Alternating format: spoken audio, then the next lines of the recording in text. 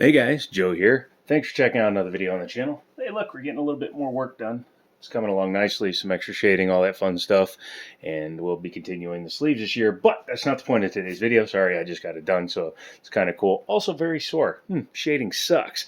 But today's video is about what is inside this bag that I was given by a company called Esri. I'm not 100% sure of the pronunciation because they don't phonetically say it or spell it or spray it. Anywho, it's a travel bag that can be used in multiple configurations. As you can see on the back, it does have some back straps, or excuse me, some shoulder straps, so you can carry it like a backpack. You can carry it up here like it's a standard bag like this, or you can carry it like that. These have extra features inside of them, tons of pockets. For example, in this front pocket, I do have a firearm. So you could easily carry one. Obviously, you'd want to put it in the holster, but you can also set it down, open it all the way up, and pull it out. Oh, I don't know. Another firearm. That's always convenient to have. And it does have a battery backpack, or pack for batteries, with a pass-through. So as you can see down here, you pop that open, and there's your USB port right there. It is a micro USB, so you will need your adapter for your phone, but it is there, so you can leave your battery pack, ooh, look, bullet, in there, and then you are free to continue using it.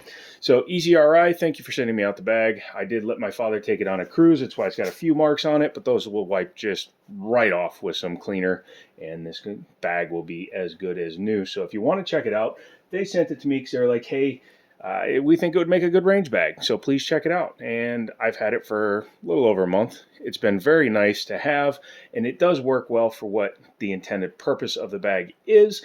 Is it right for you and all your firearms need? You'll have to decide that on your own, but I still say it's at least worth checking out. So use my links in the description and give them a shot. Now that we have the promotional and review part of it out of the way, let's talk about today's firearm. Today's firearm is a Foldy Boy. If you saw in the post I did recently, you'll see this is the green Gen 2 Keltec Sub 2K Foldy Boy. The Gen 2 is readily identifiable because it has top and bottom pick rails on the front handguard as well as M-LOK down the side. Has a threaded barrel, is chambered in 9mm in this case, and as you can see, based on the markings here, this one does take the Glock 17 or 22 mags if it was a Glock 40 cal. I happen to have a happy stick for it. Also, I have my Rock Island STK 100. This is a Gen 317 clone or homage. We've talked about that in a previous video. Make sure you go check that out. That I've dolled up a little bit to reduce its ugliness, but also it is Glock compatible. Nice words usage, boy. And it does use 17 round mags, which are coincidentally interchangeable with the Keltec. And that's kind of the point of today's video, because we're not going to be fully disassembling this guy, so I wanted to talk about its usefulness. Now, Keltec is a company that if I had to take a wild guess how their design meetings go, somebody, they're in Florida, somebody goes to a beachfront area, secures a very large quantity of a white, powdery, sugary looking substance, they put it on a table, and after it's all gone, they ask for ideas. And then stuff like this comes out. This is pretty relevant, and I do need to make a quick video comparing this to the new Smith & Wesson Foldy Boy, except I don't like the new Smith & Wesson Foldy Boy because we have one at Middletown Firearms, which is where this guy came from, by the way, and I don't care for it, don't like it, think it's a piece of crap. This is a superior firearm in my opinion. Buy both, prove me wrong, but I think that you will see that this serves a very good function and has been quite popular even through the pandemic. So, Middletown Firearms, again, this one came from them. We can get all the different colors, the different calibers, 40 cal. We can get the ones that take all the different mags. There is one that has interchangeable mag wells. I can't remember the exact name of it, but overall, you can get one that is pretty loaded out with some stuff. Yeah. As you can see, these firearms use a rear bolt system, and the charging handle is actually integrated into the bolt, or excuse me, into the rear tube. So it does need to come down and it is reciprocating. Now, there are kits out there that will remove the reciprocation, making it a little bit more gentle to shoot. It just disengages the handle, and it's pretty cool, but it's not necessary. I would go with the M Carbo kit, which makes this all one diameter, as well as the extended handles, if I decide to keep it. Rear buttstock is very plain. It's almost blade style. Has a pass-through for a sling as well as a hook for a sling. Has a 3-position stock. As you can see, I have it all the way back because I am a tall dude, being just slightly over 4 3/4 of a foot tall. Has a cross bolt safety. Very important to have because you want to be able to, you know, put your firearm on safe. You can take it off safe with your thumb, no problem, but putting it on safe requires you to break a grip or, you know, use your offhand underneath the firearm. Has rudimentary peep and post front sight. So peep rear, pope. Oh, wow, English, man. Sometimes it sucks. Peep rear, post front. This one appears to be quite off. I'll have to take it to the range, put some rounds through it to see exactly if it is or not. That is okay because I'm also in the process of reviewing a red dot from a company called Guratar. Yeah, weird name, but it is a Chinese company. And as you can see, this is clearly like a Romeo 5 or MSR knockoff. Has buttons on the side, elevation and windage there, and it uses a 2032 battery, and it also has elevated scope mounts. However, it doesn't really co-witness well with these tall sights that are on the gun, so I will be getting the 45-degree mount. Additionally, if you have an optic on the top that doesn't use Kel-Tex, or can't remember which company, it might even be M Carbo again, they make a optic retention system that folds away so you can fold the gun over, and then it will come back and allow it to fold over the charging handle. Don't have one of those. It's at the store. I'll have to grab it. As you can see, it does have a threaded barrel, 1/2 by 28. That's pretty good because I do have the Osprey 9, which will screw right onto this. No additional tools required, and my Osprey 9 has its pistons in it, so that will be cool. We'll be taking that to the range with the company's SOT since I haven't officially taken possession of them, but being at a store allows me to do that.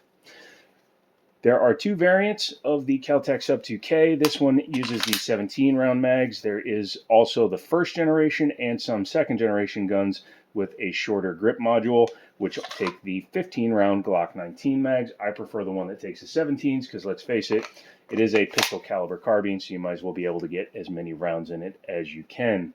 Quite heavy and off balance, but once you get using it, you'll be happy. It does have a light rail on it, so you can do things like put a Surefire or a TLR7 from Streamlight on there. Yes, I know there are better lights. This is just one I have sitting here because it goes on my Rock Island. But as you can see, once you have that on there, you could have a pretty effective home defense firearm. And you can put the optic on the top. You will see, though, that the rail starts way out here, so you will have quite a bit of distance unless you go with the cantilever with the optic up on top. Again, I'm going to run a 45-degree mount. I may put the 45 over, haven't decided. We'll have to wait and see. Ejection port is covered and flared, so that means when the round comes out, it will hit back here and fly forward. That's good.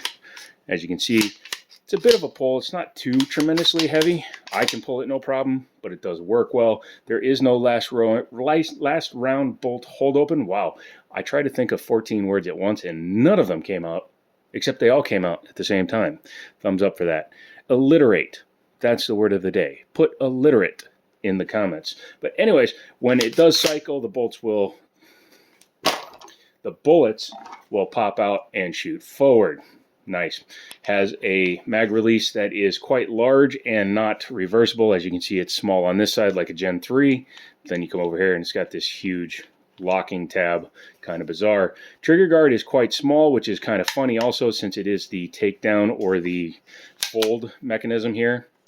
You just push that down and it allows it to fold. When it flips over, the top pick rail will connect here to the back, which is also part of the retention for the adjustable stock. When it's all the way out, you will see that the front sight post fits flush in there. When it doesn't, then it will be sticking back over the rear of the firearm.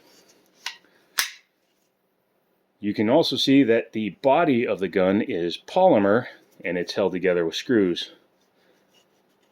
It's a very heavy polymer though. It feels really nice in the hand. It means it's a free floating barrel up there, and all this comes off as well if you need to completely service firearm. However, cleaning the barrel and the bolt face is pretty easy because you just flip it over and you're good to go. Let's talk about the trigger pull. So clear. It's pretty meh. So come back. Oh, helps if you're on fire. Make sure you can see the red. Red equals dead. Equals man. Someday I'm going to learn to speak. But pull the trigger back. You can see it stops at the wall and breaks. Reset is almost Glockish. And then next shot. Again, no last round bolt hold open, so you do have to check. It's kind of like an MP5. It's a simple blowback system. So it's like an MP5. When it does run out of rounds, you have to manually lock it back and check. Not terrible. Not bad at all. Now, I'm sure a question is, why is it taking me so long to review one of these? And the answer is, I've reviewed one before, but it was a super short review and I didn't keep that firearm.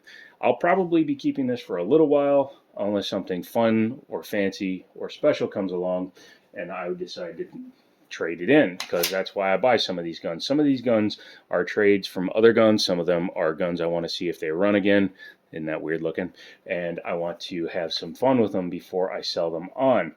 If you want to see me be able to keep some of these firearms for the channel to do even longer long-term tests, or actually keep them for long-term tests, maybe consider becoming a member of the channel. By doing that, you help out the channel. I'm not in a position, especially with 5 or 6 members, to be able to do like big giveaways yet. But if you help me grow the channel, as I batch film these, I will put them up faster, and then you will have earlier access to it. So if you want earlier access to the videos, make sure to become a member. I will be more diligent. I'm filming 4 or 17 videos today, and when I do that, I will make sure that they go up in the members only section. So again, becoming a member helps the channel and also gets you early access to the videos.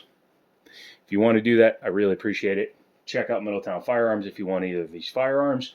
They are available for sale. If not the ones I have, then they will get you exact copies of them. Come back for another video. We're going to be taking a look at the new Canik MC9, the WMP from Walther, and the Taurus TX22 Compact. So those will also be coming this week if you are a member. Love you guys. Thank you so much. Keep coming along for more videos. Can't wait till this arm gets all done to start matching this arm. And as always, I'll talk to you later.